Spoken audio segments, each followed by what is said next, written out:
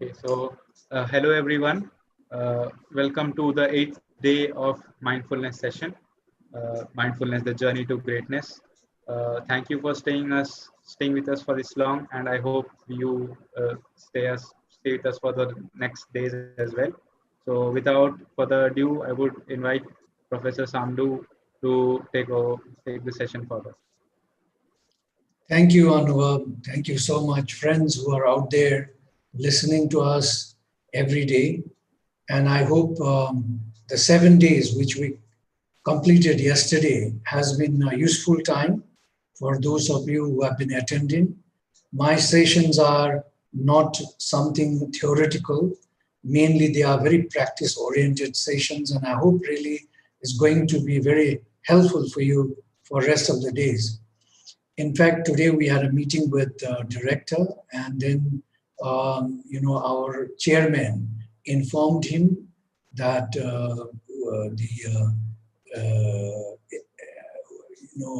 wellness, the institute wellness group has organized this, that I'm teaching the course. He was very happy to hear about it. So I hope it's helpful to you. I wish I could ask you what are 7 days brought to you. But I think it's not possible to see you and ask you because the system has been a bit different thrown on YouTube, I think. Anyway, let's bring a calming effect to ourselves.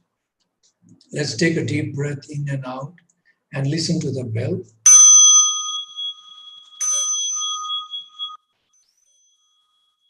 Please try to make a quick check of yourself in the body, in your heart, and in your mind.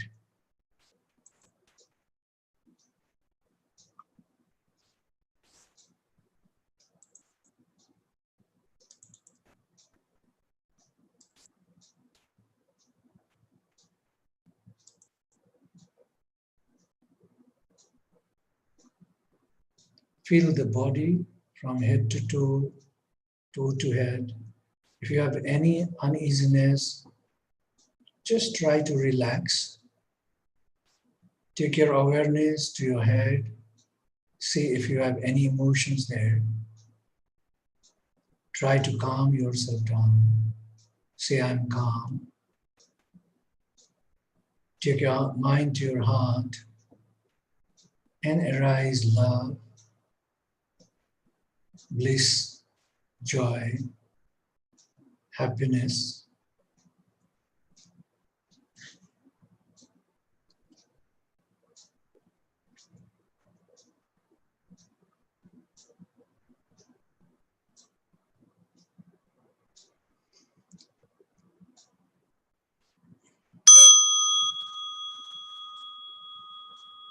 Okay, friends, today is the 8th day. We have crossed a week. We are starting into second week, first day of the second week. Today is the 17th of August, 2020. Tomorrow is our 70th foundation day of IIT Kharagpur. So please participate. It's very close to our Independence Day, of course. So again, coming back to our discipline, a reminder, please do every day when you wake up, pull yourself on the bed and send a gratitude to the universe that you have 24 hours in front of you. Thank your parents, thank your friends and others that make a difference in your life, that have made a difference in your life. Reflect yesterday. What did you do yesterday? Take a resolve for today. What you want to arrive at or become or try to become. And think what you can do better today as opposed to yesterday. Then after this, close your eyes, and maybe you still close your eyes, that's fine. And what you do is you meditate. Meditation is just listening to your breathing in and breathing out. If thoughts arise, just ask the thoughts to leave you, and you concentrate on your breathing in and breathing out. If your body is too tired, you'll fall asleep even then. But just keep focusing on your breath, flowing with the breath. And if you want a mantra, then use breathing in, my mind is calm. Breathing out, I put a smile on my face. Something like this. This is a mantra. Okay? So you can have your word for this mantra for your own self. Whatever it is in your own language. Breathing in, a mantra, a word. Breathing out, a word. So just repeat in that word, out that word. So that's how you do your mindful breathing meditation. Out of the bed, of course, rehearse your affirmations. You must have placed them in visible places as you move around. Try to also start rehearsing them, because, like I said, if you keep on rehearsing in no time, in less than a year time, this will set in your mind. Then you do your exercise, 30 minutes. Sweating exercise is a must, my friends. And then your use of your four limbs is a must. Okay. Then you should also have your cardiovascular exercise where you breathe heavily. That will help you your cardiovascular exercising.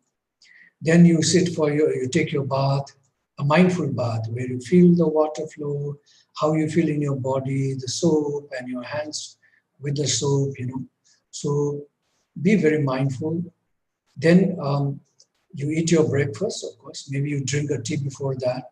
Also try to see in the tea the sugar cane, the tea gardens, the people working, the sugar factory maybe, or I don't know, it could be jagare. The people have been working in a small different factories, whatever is your taste. And maybe if you whiten with the milk, then of course try to see the cow herders, and people who have made your tea possible, including the clouds in the sky. Because of the rain, we have the rain down, we have the water, and then we are able to drink that. So try to see that, take a smell, put a muzzle full, roll that in your mouth and swallow. Then you have your breakfast, again a mindful eating. Think about how this food is come all the way from Mother Earth, nourished by sun, air, water, hard and loving work of farmers, onto your table. Whoever has prepared, be grateful as you chew. You'll have chewed 27 plus times by then. Swallow it, half the food is already digested, and it does not bother your stomach, because principally by rule that you should digest half of it in your mouth. But what happens, we just almost swallow it. So we have to take care of that.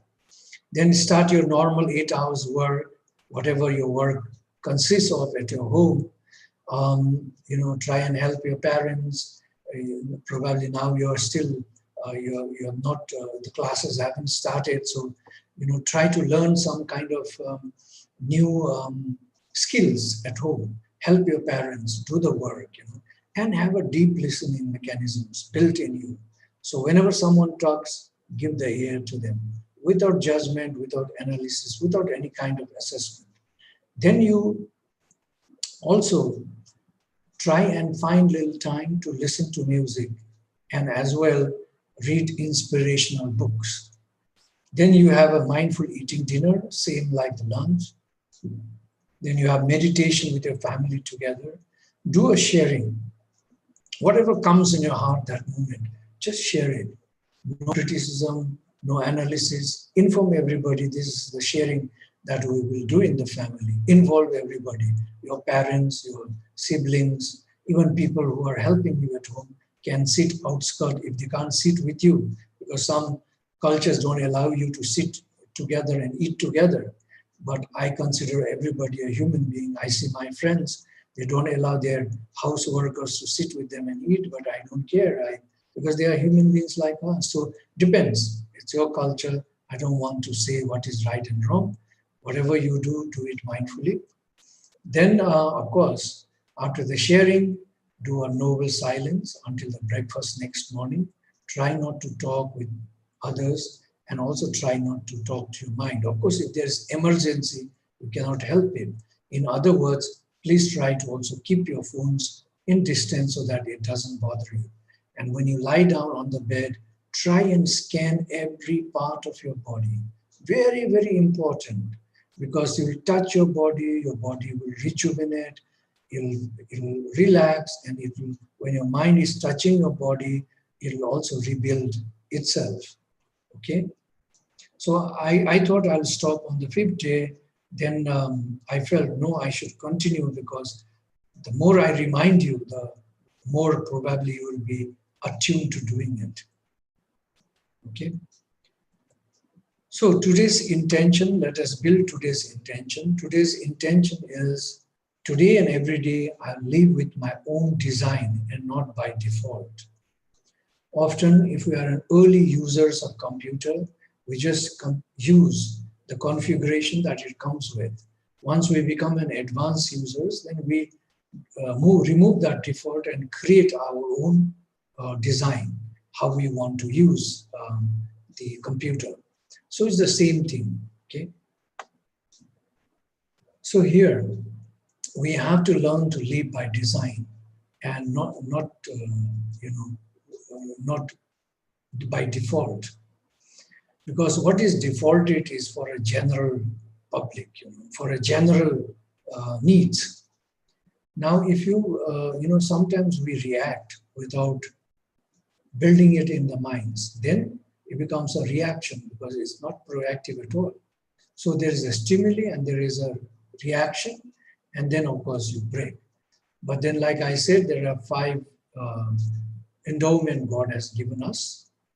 Our conscience, our self-will, our self-awareness, our imagination, our memory, memories for the past and for the future as well.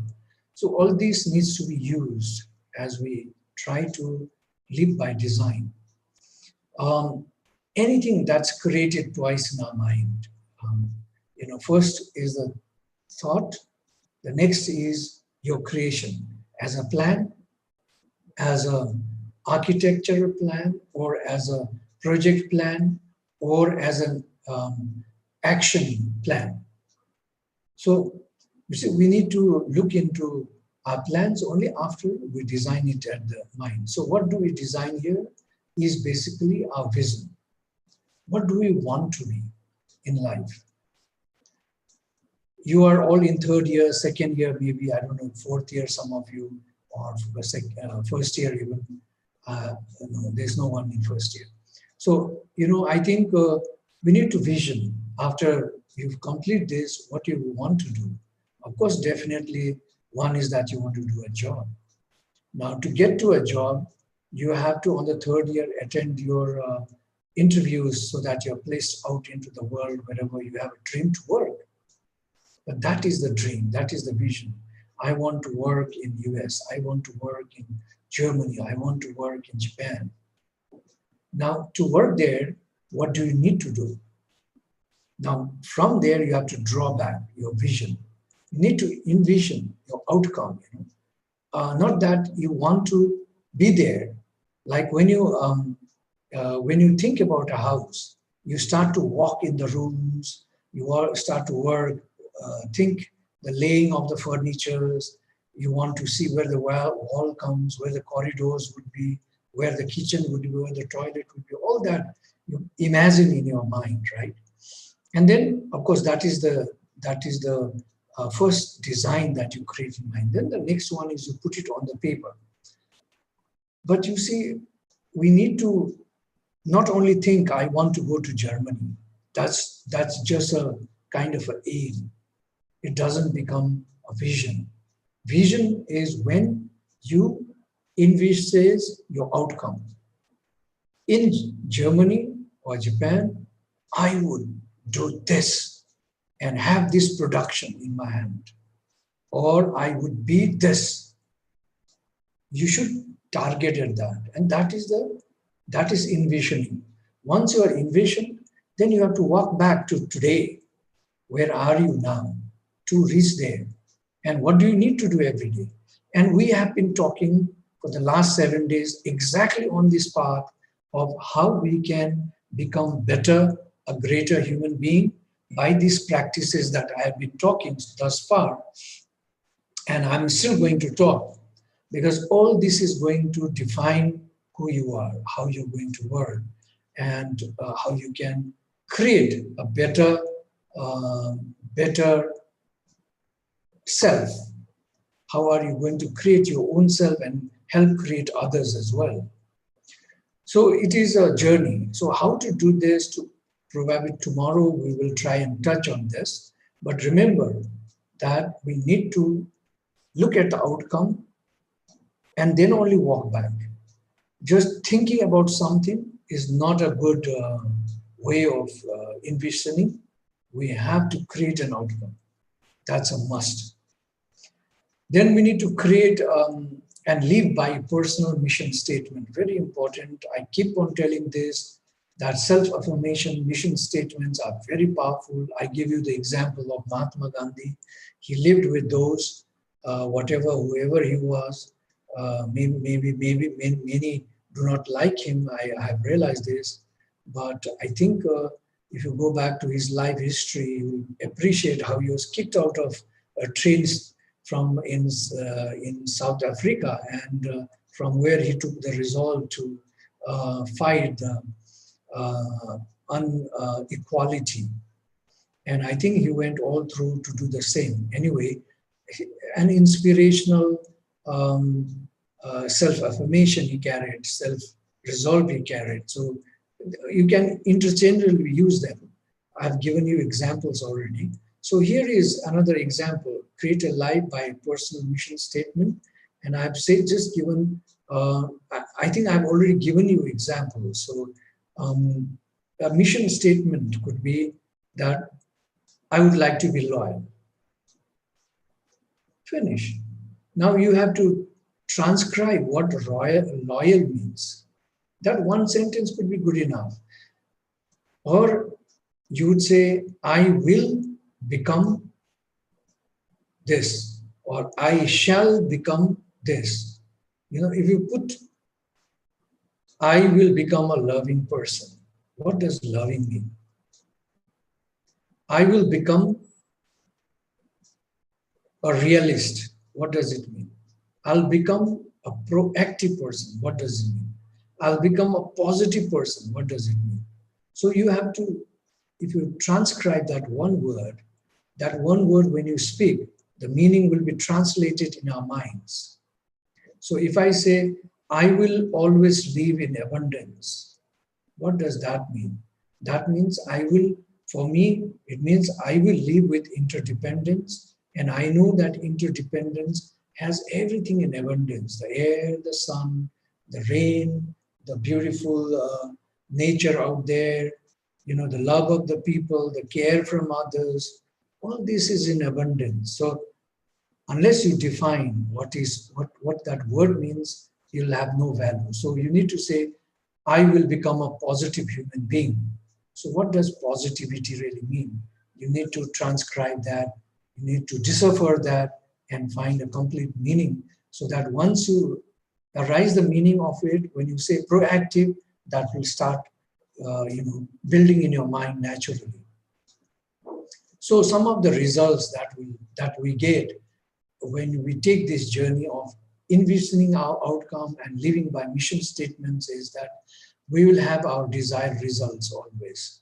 Whatever we desire, it will come to us, because it's not only in the mind that we play, we also have a plan in place. Okay? You'll have a greater sense of meaning and purpose in life because you are walking with it. So you'll feel a part of it, and you'll very easily achieve it. In other words, you'll begin to set criteria for deciding what is not important, because often, like other day I gave an example. I'm working on my project, and I have to give it tonight, but my friend comes and says, let's go for a billiard, and then you just reluctantly agree to go. And who suffers? You suffer, right? So what is important for you at that point of time, you need to decide. So try to eliminate unimportant from important. Okay? Often, if we always live with our plan, we will never get into emergency, will never get into urgency, and we will always be in the best of our capabilities. That is only when we live with our plans. We live with our plans. Please live with your plans. And our outcome all the time will continue to improve if we just live by envisioning the outcome and living with our mission statements. Okay? So an example of mission statement here. I shall forgive others. I shall accept things as they come and let it go. I shall be successful. This is just an example only. I shall not speak wrong. I shall love every creation of the universe. In the same way, you can have 5, 6, sentences, and you can paste everywhere. Like also you can have beautiful, meaningful things like give without reason, love without condition. Those words you can place everywhere in your spaces, and the quality of your thoughts actually brings us to our happiness or unhappiness. So thoughts like this you can also post everywhere so that you're reminded often. Deep listening is more important for me. Something like this, deep listening before replying. Somewhere you paste it so that, if you have the problem of not listening, then you can place that as your mission statement, as your self-affirmation. I will listen deeply to someone who talks to me. You can place everywhere and remind yourself so often that you will start to follow that practice very easily. If you are angry, just say that anger is a punishment that I give to myself. Paste it somewhere in your spaces, wherever you see very often. And if the anger draws during that time, you'll realize, oh, no, take a deep breath, shift your thoughts, shift your position. The anger is gone. Okay, friends, is that all right? So let's go to our meditation now. Today we will do it something on the personal statement, on the personal level of our lives. Okay. What did I do? Skip. Okay.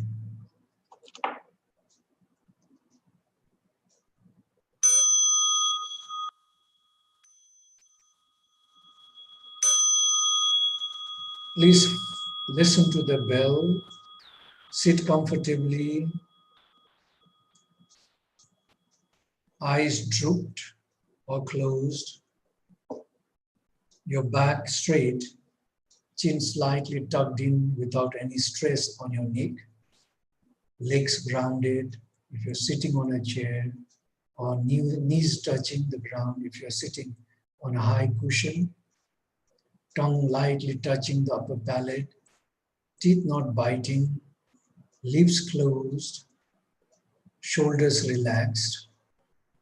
And watch your breath. Just flow yourself with the breath. Feel the energy entering from the center of your palms. If you have them open upwards, resting on your inner thighs, on your lap, or on your knees. Let us take a few deep breaths in and out, at least 3. Begin. 3, 2, 1, begin.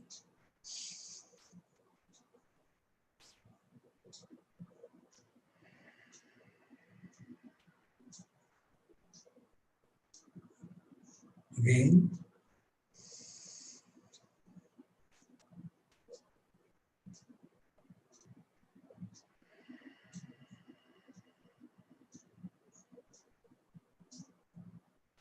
One last time. Again.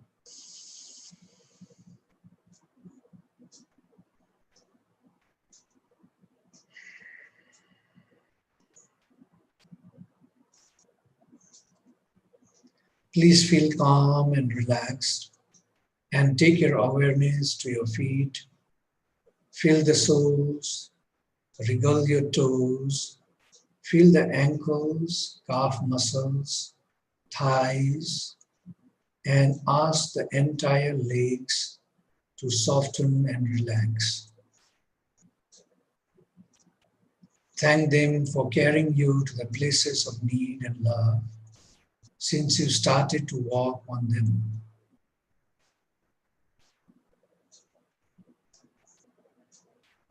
Straighten your lower back and your upper back and relax your shoulders completely.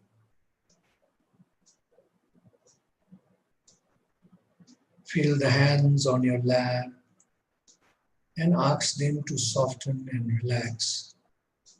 Thank them for enabling you to carry, hold, touch, feel, give, embrace, receive, write, and so on.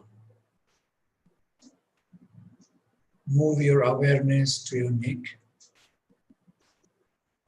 slightly, gently move it to find the right position for it and relax the neck. Move your tongue in the mouth and slide your jaws left to right and feel relaxed.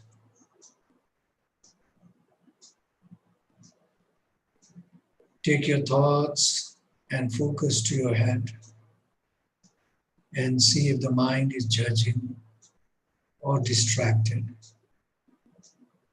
Pause, recognize whatever it is doing, and realize by asking the mind to be still, clear, calm, and peaceful. Now take your awareness to your heart and see what the heart is doing. Pause, recognize if there are any agitation or any kind of negative feelings that is holding at this point of time. Be aware and realize it. And just let it go. Arise love, joy, and peace that has no boundary, expectation, but is pure, humble, inclusive, and profound.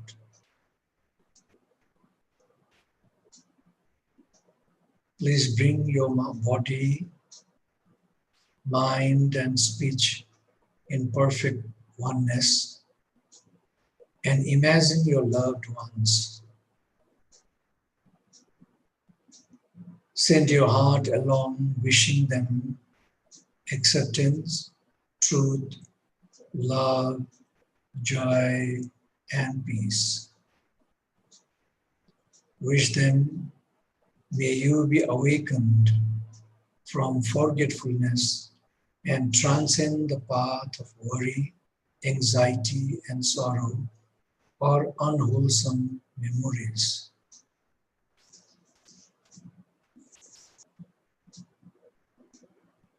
Feel calm and comfortable. Be composed. And imagine now, after a warm bath in a luxurious bathtub, you are sitting on your room veranda of the 9th floor of a majestic holiday home, overlooking the beautiful lawn with the possible avenue to joy and happiness. You are invited there by your organization because they will like to honor you. It is evening, the sun is setting. You are witnessing a mesmerizing setting of the sun with soothing colors thrown to the sky. It is just hypnotic. As you watch this mesmerizing panorama, panorama, a young, well-dressed bearer comes to you. There are a neat dossier and a fresh juice drink on the tray that is gently and with great honor placed in front of you. You deeply thank the bearer. You gently open the folder. There is a message of the organization that reads, "You as our chief guest is graciously invited to the 18th floor of the building at 7 p.m. You realize you have 1 hour to be there.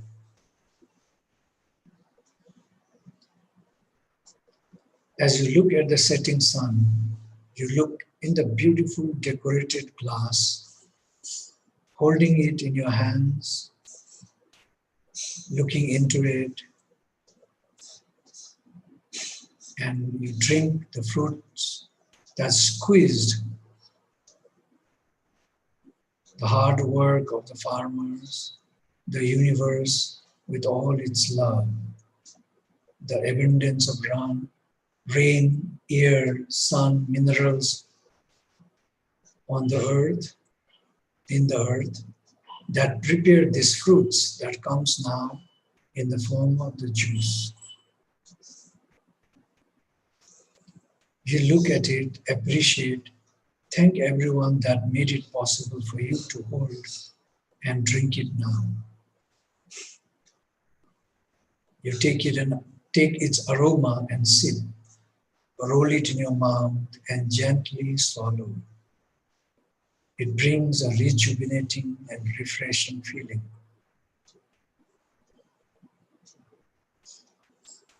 Slowly you rise because it's time to get dressed and move up to the 18th floor for the program. You do not have much choice of dresses. You refuse the expensive suit that was offered by the organization. You believe in being simple and are careful to have only a few dresses to avoid being a burden to the planet Earth.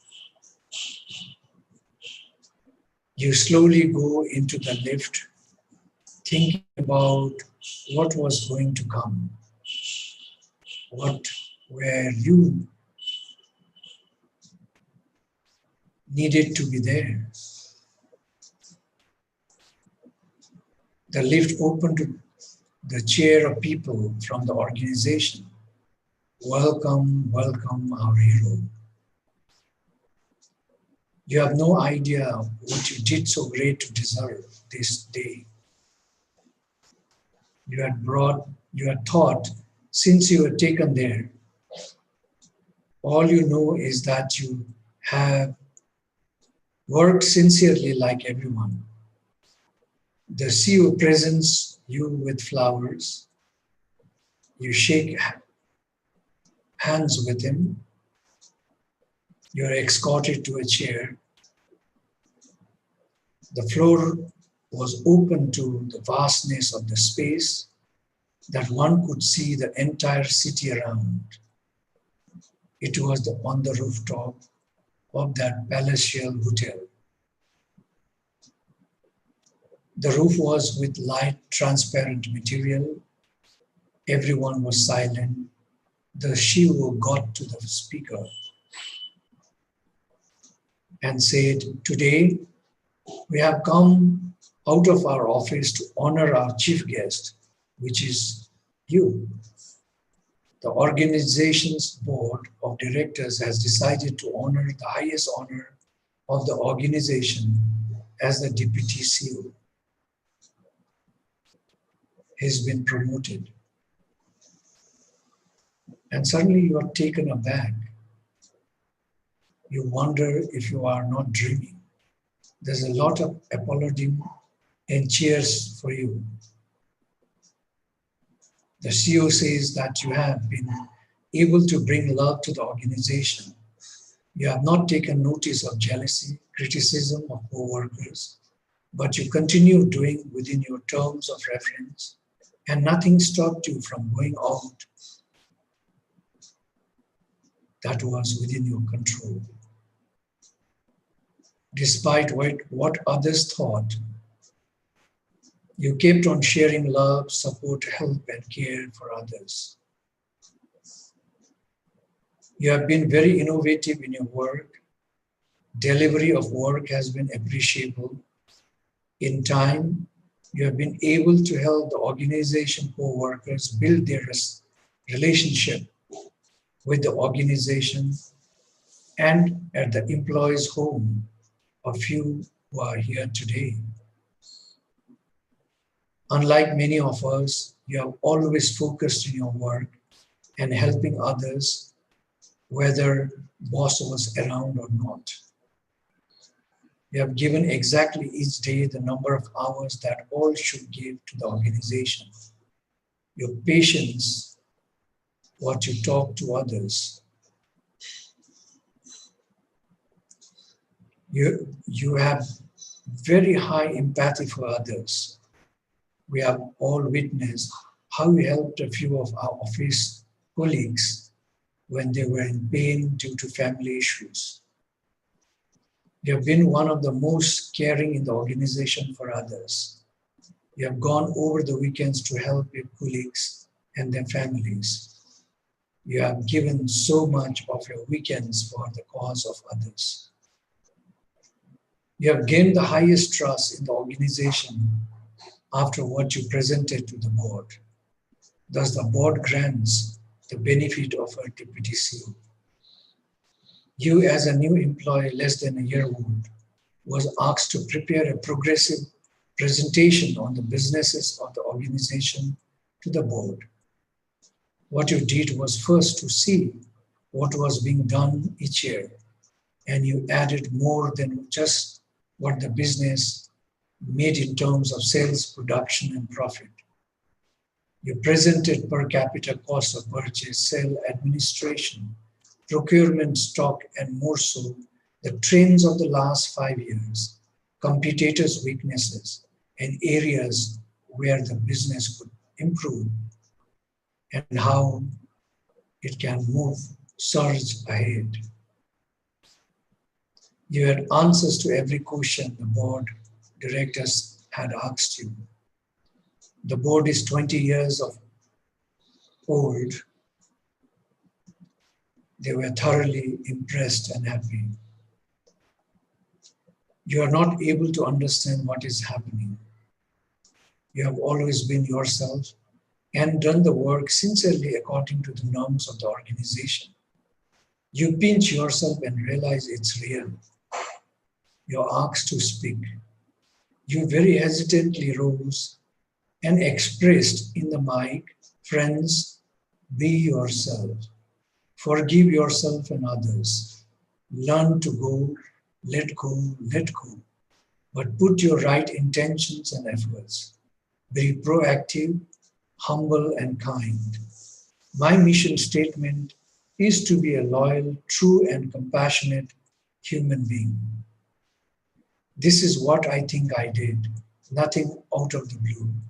We can all do the same. You stopped speaking there, although they wanted you to talk more. Start to gather around you, shaking hands and congratulating you for the person you are. Even those who were very critical about you appreciated you as a great human being.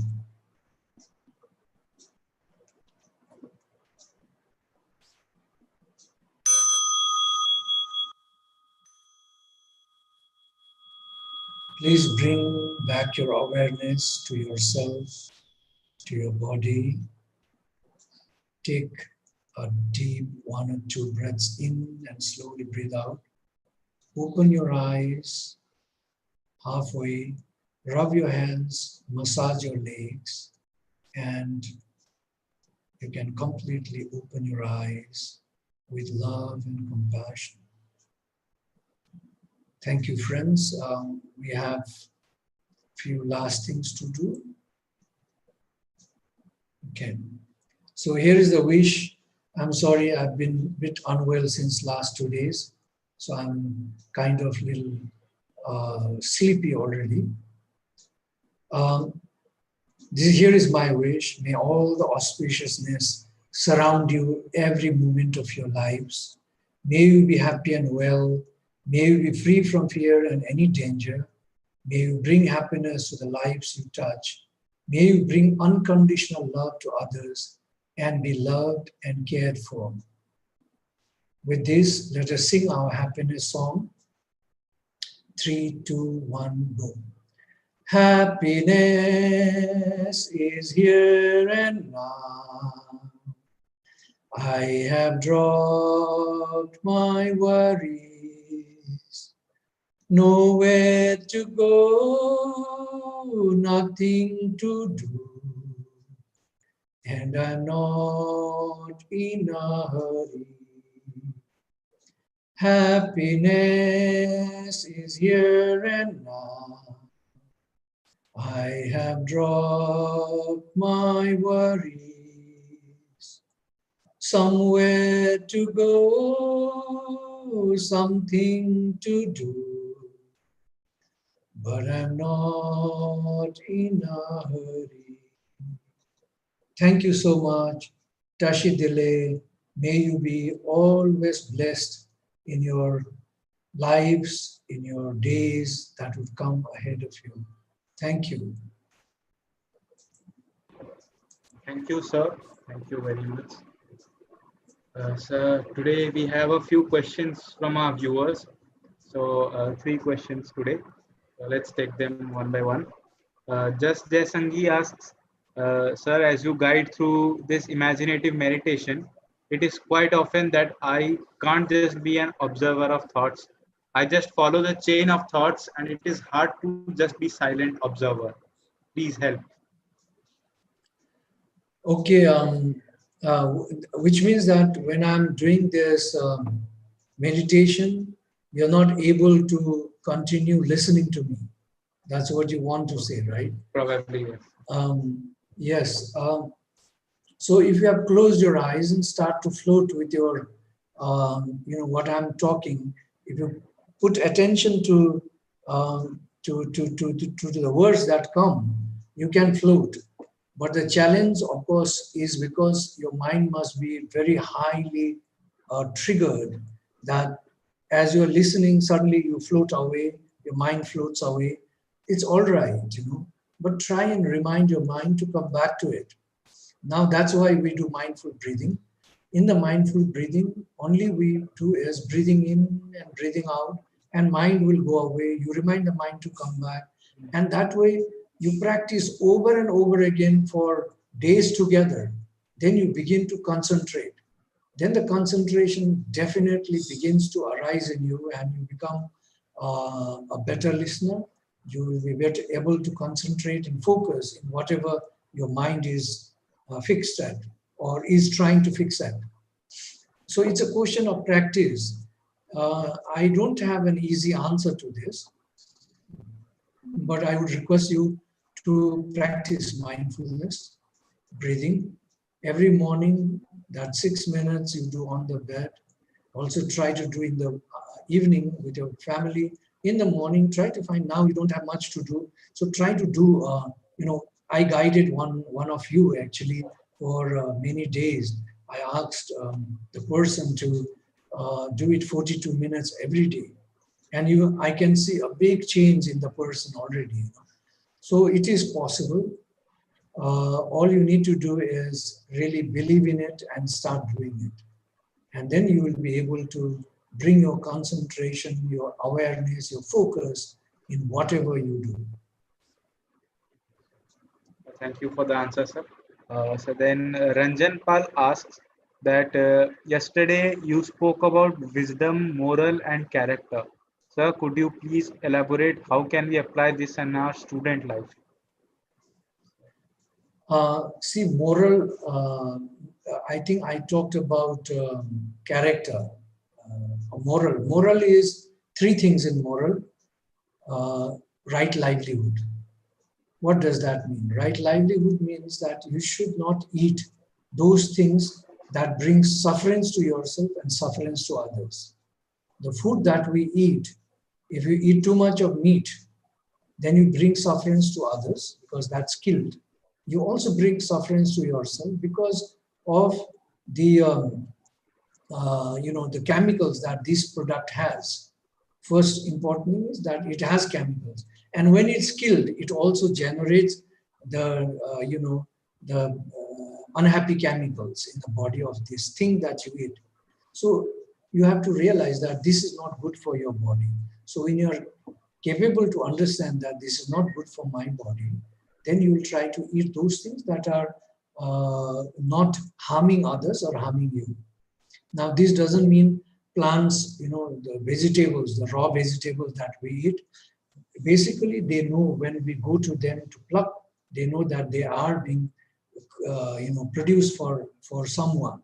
So it is in the interdependence, but not animals. Animals were never a part of our food. Only in Stone Age it was. So if you look into research, you've come to know that the proteins in greens, in mushroom, in vegetables, in lentils, in rajma, dal, all these are much, way better than in dairy products or in meat. Because, the casein, milk protein, if it is too much, then, if it, like when I say too much, 20% of your intake, protein intake, if it increases more than 20% of the protein from the milk casein, you can be sure that you will become cancerous. You can be sure that you will become diabetic. It's very sure. But it is being delayed as a young people because you are very active. When you are very active, your cancer cells are killed. It's produced, but it's killed. But when you slow down in your life, that's why you find most of people become very diabetic after they get into job and have a slower living life. Then you become diabetic suddenly. It's just because you have not been able to change your food habits. So right livelihood, under moral, one is right livelihood, which you can practice anywhere in your life, no problem. We say the food of mess is bad, but I've eaten your food. I don't think it's bad. It's only in the mind, in the perception that it's bad. Probably you are used to eating a lot of meat and dairy products, so you think this food is bad. But as long as there is dal, the lentil, I think there is this beautiful concept, and all this, I'm sure your mess meets. It's called G-bomb. Greens, BOMBS, G-bombs, G-bombs. So G stands for greens. All greens is wonderful. A lot of protein it has. Go for spinach, which is actually the better one.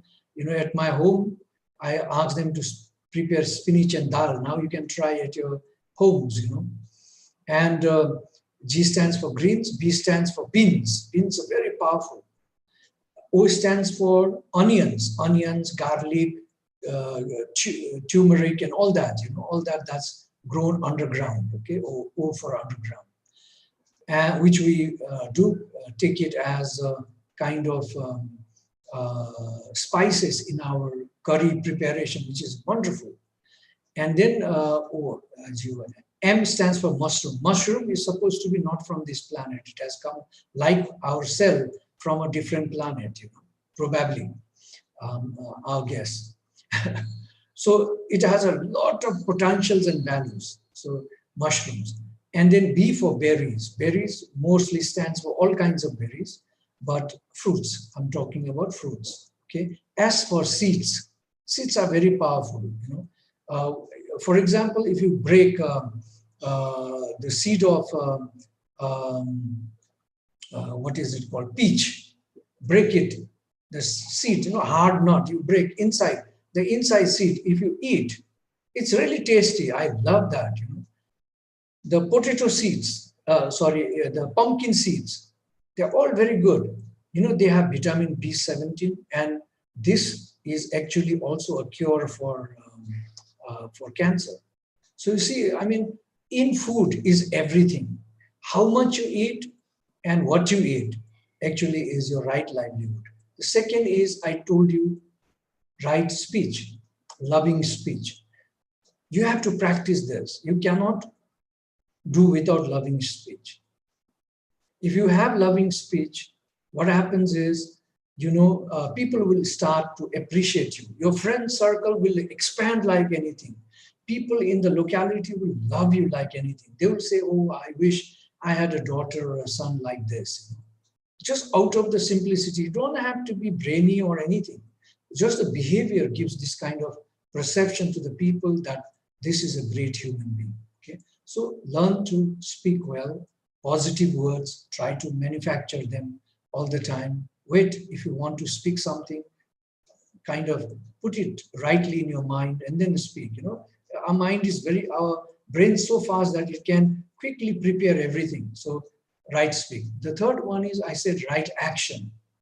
So in moral, you have these three things: right livelihood, right speech, and right action. Right action, action that will not harm you and harm others. So that is the karma. That is the karma yogi. The yoga that we do every day, any process we take in our life should not harm me. If I work too hard without sleep, it's not a right action. I'm harming myself. Because of less sleep, I'm decreasing my span of life. So you have to realize what is my action taking, first to myself and to others. And of course, I remember in my hostel that I used to kind of do little exercise in the night, and a friend on the other room would complain, saying that this guy disturbs us throughout the night, so so I was not very mindful in my action. I could have gone outside and done it, but this was what he said, and I realized that I was harming them. I never knew that the sound was going to the other room. So sometimes what we think is good for us may not be good for others. So try to look at that. When it comes to character, I talked about mindfulness, the journey, that 21 days journey we are taking. This is the first one, mindfulness. You have to be mindful. And through this process of mindfulness, I'm also trying to build concentration for you so that you are concentrative on whatever you do. So character has three. One is the mindfulness, which we are taking. Concentration, we are side by side trying to develop. And the third one is right efforts. What you would do tomorrow, try to do it today. And if you have time, do it now. Why wait for today? That kind of perception we need to carry. Your efforts should be right. Don't try to misguide yourself with efforts, because unless you see envision the outcome, you're not going to have the right efforts. If you envision your outcome at the end of day, like in the morning on the bed, you're taking intention. And that intention is, today I will love everyone in my family. Unconditional, just looking at them, you send your love to them. That could be an intention. Today, I will pour all my 8 hours in learning how to speak. That's an intention. So the efforts that you take with your intentions will be right. Of course, here we can also have bad intentions that can rewire our mind, but I'm talking about positive and good intentions. Okay, I hope I have answered this question. And one last question for today from Bikram Mandal. He says, "Sir, I heard that our soul is eternal and immortal. If it is true, then what happens with it after our death?" That's a question for the quantum physicists or quantum mechanic people. See, I think on the second day, I talked so much about our life. Sorry? So you gave a very good analogy in the case with water, the Yes. water cycle and how it travels. Yeah, so I gave the water cycle reasoning, and I also gave that we are built off of Bhagwan. We are Bhagwan. Bhagwan is in us, and we are in Bhagwan. So this should already be a starting point for you to understand that we don't die. We are in the water, we are in the air, we are in the earth, and we are in the sky. So we are everywhere. This form dies, but we are not dead. And soul is a consciousness where we learn to vibrate at certain frequency and we develop to get into peace, harmony, love, and joy. Peace is the highest form of our frequency in life, after which is supposed to be the enlightenment. Now, the quantum physicist, Michio Kaku, says that it was on, a few months ago, he was having an interview in ET television in Russia. He said that if we can vibrate at the same frequency like the dinosaurs would have vibrated today, we will not only feel them, but we'll see them here, right here and now. So in other words, nothing dies, which means that we also don't die. I would be alive after my form is gone because my conscience will continue to live. But when would I be born? I have no idea. I really have no idea. Just my example, because it might intrigue you. If you want, I can even share the horoscope that one Pandit Rajkumar Sharma from Mumbai wrote for me. When he saw me among 1,000 monks, he said, "You look like a light among the 1,000 monks, and I want to see your horoscope."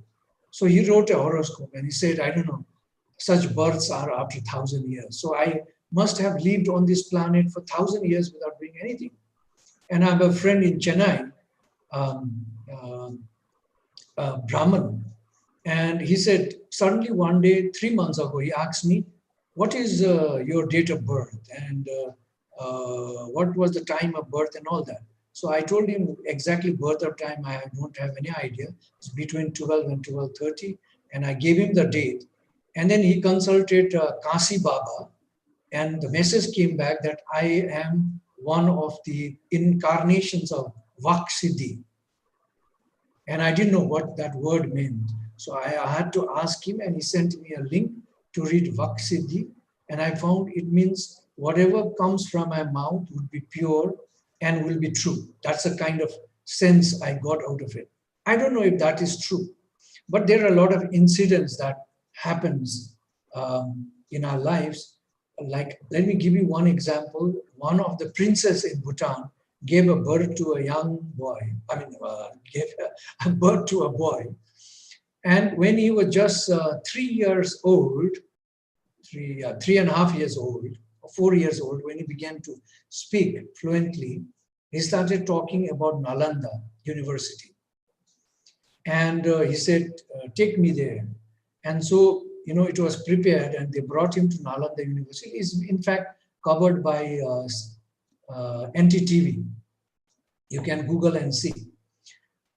He claims to be Vilochana, Guru Vilochana, one of the teachers.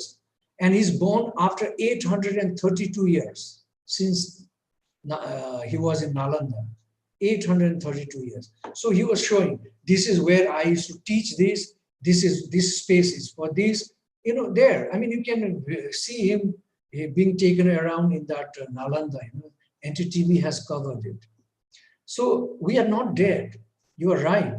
Whether you call it soul, we call it consciousness, we call it Atma, I think it is living. And rightly so, that in Sanskrit, let me put it this very bluntly, in Sanskrit, the world is mesmerized with this Sanskrit, because in the Sanskrit, in the verses is hidden the formula for a pi, and to the accuracy. In the verses is hidden the distance from earth to moon, earth to sun, earth. You can't believe, And I don't know, it is Maxia Centauri, something, a star, that is a recent kind of discussion in the, this is, I believe, also in Sanskrit. So I know that since 7-8 years, NASA is trying to decode all that is there in the Sanskrit. And I know there's a huge work going on in Germany on decoding Sanskrit. And you will appreciate that in England, many schools pray in Sanskrit before they begin their course of the day. So Sanskrit is becoming great, and everything, all this is abundantly, possibly all in there. And quantum physics now is trying to prove what actually in Sanskrit existed for thousands of years. So many things are becoming true, but we are, like I said, we are nowhere in science. We are in a very early stage of science. I think it will take many more years before we arise there. And for me, I believe you that our soul is never dead. That's why I think to get a good birth, we need to realize, go beyond peace in the frequency, so that we not only harm ourselves, we don't harm anybody around us. And when we are born, we can realize many things. I don't know if you have seen a video, a small of a boy.